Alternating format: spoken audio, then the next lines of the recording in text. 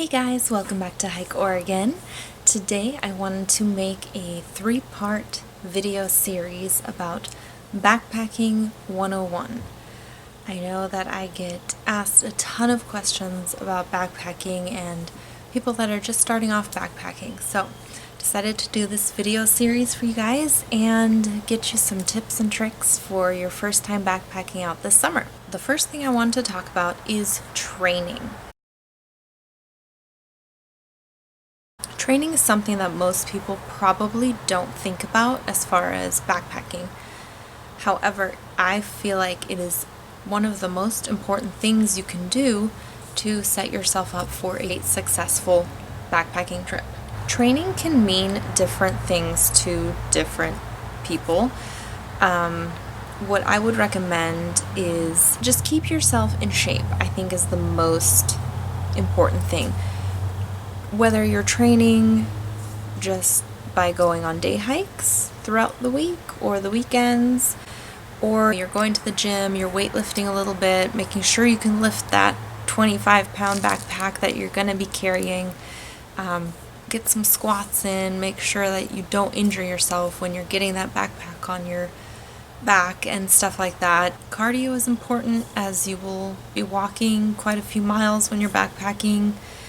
And just getting yourself into overall physical shape to be able to hike with a loaded backpack that's gonna range between 18 to 25 pounds, sometimes a little heavier depending on how much food and water, but just making sure that your body is physically able to do that. That is what training is. There are so many ways you can do that. You can go walk around on the track, you can go day hike, you can hike your local butte or walk by the river, you can go to the gym, you can lift, you can walk the treadmill. However you want to train, whatever is fun for you is the way you should do it. Do not force yourself to go to the gym if you hate the gym. Do not force yourself to do anything you don't really want to do. But keep in mind, training is very important and it will make it so that you do have a successful trip. It will be easier for your body and you will more than likely keep your body from getting injuries as well, which is a good thing. The next tip I have for you is testing your gear. That is a huge mistake that a lot of beginner backpackers make, is they just pack all their gear and then they head out. While that may be the way that you learn, it's probably not the best way, as it can be kind of dangerous if you don't know how to use your gear properly. You can end up in some sticky situations, so that I do not advise. I do advise testing your gear. So by that I mean setting up your tent, whether that be in your backyard or taking it on a day hike and setting it up in the woods. It doesn't matter, but you have to set it up a few times in order to be confident in setting it up when you are backpacking. If you've never set up your tent and you get to your camp and it's dark, how are you going to know how to set it up? That could be a dangerous situation. What if it starts raining and now you're cold and you can't get in your tent because you don't know how to set it up and you can't get in your sleeping bag, and that could be a very dangerous situation. So know how to set up your tent. Number 2 is know how to cook with your stove. I mean, if you for some reason couldn't figure out your stove on the trail, I guess you could eat your food cold or soak it in cold water. That's not the end of the world. But it is important to know how to set up your stove properly, cook on it properly.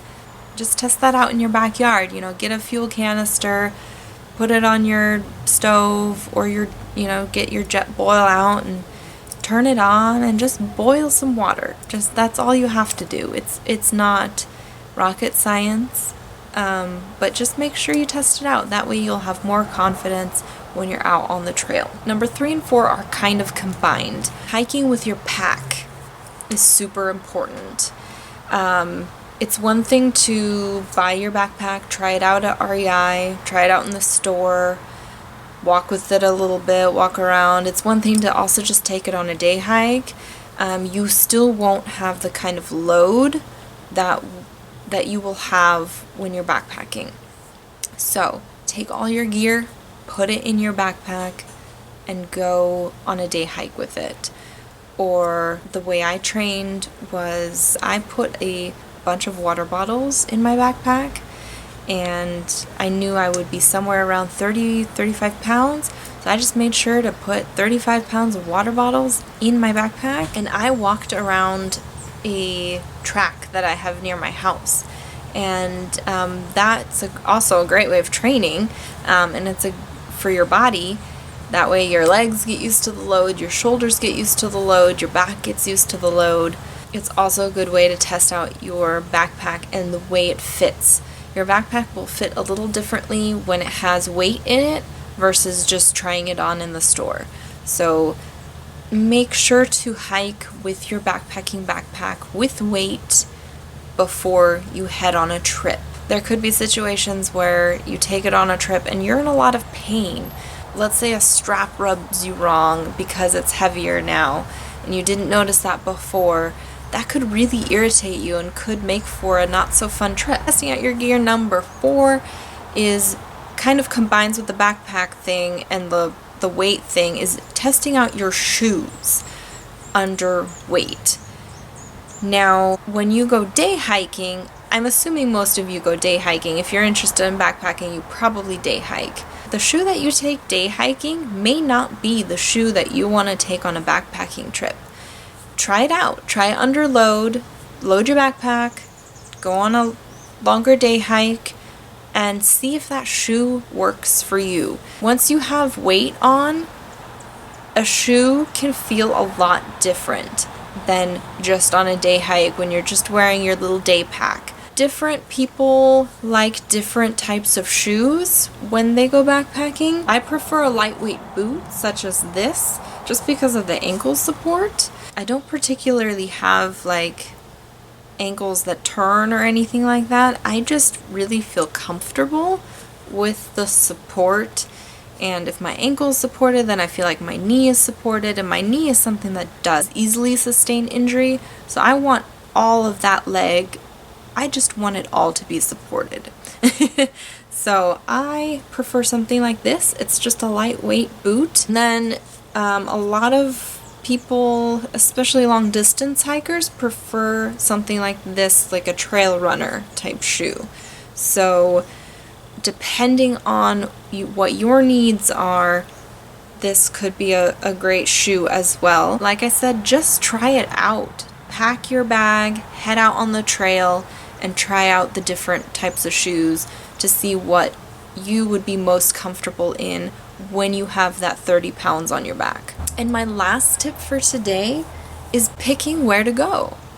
That can be really intimidating, honestly. I get endless emails about, hey, I'm looking for a 2 to 3 day backpacking trip.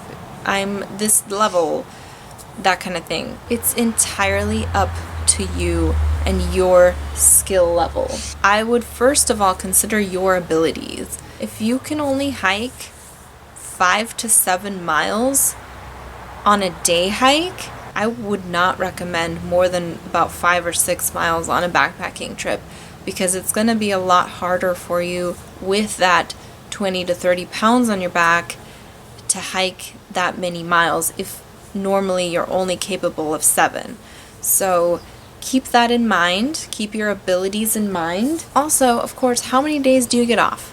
Let's say you're going on a long weekend. You're going to have 3 days, 2 nights typically. Unless you're planning to take a lengthy time off work, let's say a week, 10 days, keep that in mind. You have 7 nights or something.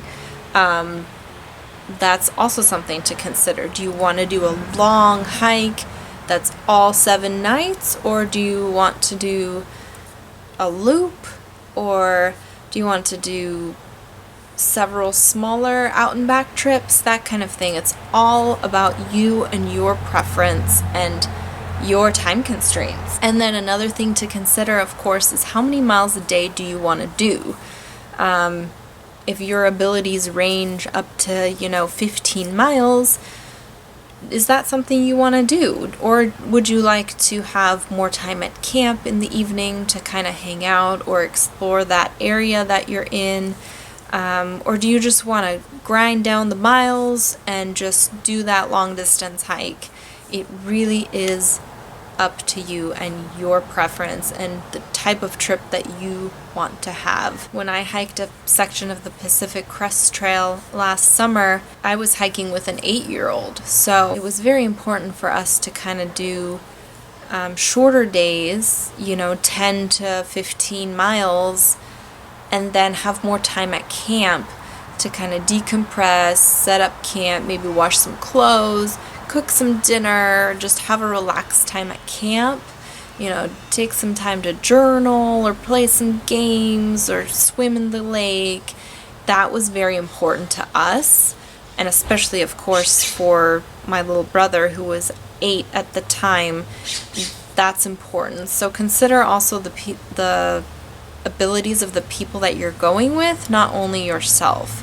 Of course, I probably, if I had been by myself, I would be, doing 15-20 miles a day, just kind of on the trail and not so much relaxation time. So keep that in mind if you are going with children or people with lesser abilities to hike longer miles. And of course, resources. Where do you find where to go, basically? Of course, you can always email me. I'm happy to answer any of your questions. In Oregon, of course. I can't answer your questions about any other places. But especially in Oregon, I'm pretty knowledgeable about loops and stuff like that. So feel free to email me. Maps is basically what I use to find loop hikes that I want to do. If I'm going by myself or just with one other person, I'm not going to do a through hike because it's too hard to kind of get a ride back then. If you're just going, on the trail and then you're stopping somewhere and you have to get a ride back to your car, 80 miles or something, that can be a huge hassle. So unless you have friends that live near your exit point or something, it can be quite difficult. Sorry about the noise. I'm going to end this real quick. These types of maps show all the trails and how they connect, and so you can totally make your own type of loop, and it can be catered to you and your abilities and your length of time that you want to be away. So maps are a great resource. Now I'm going to stop this video because there's a lot of noise going on. People mowing and weed whacking and stuff. So video number 2 and 3 are coming soon. Video 2 is going to be what to pack and talking all about trail food, and video 3 is going to be how to pack your bag and tips and tricks while you're on the trail. Those are coming in mid-June. If you want to see these videos right away because you're preparing to backpack, click the link below and subscribe to my quarterly Hike Oregon membership so you'll get the summer membership and you'll immediately get the links to the next 2 videos in this series. So thank you so much for watching and stay tuned for the next videos.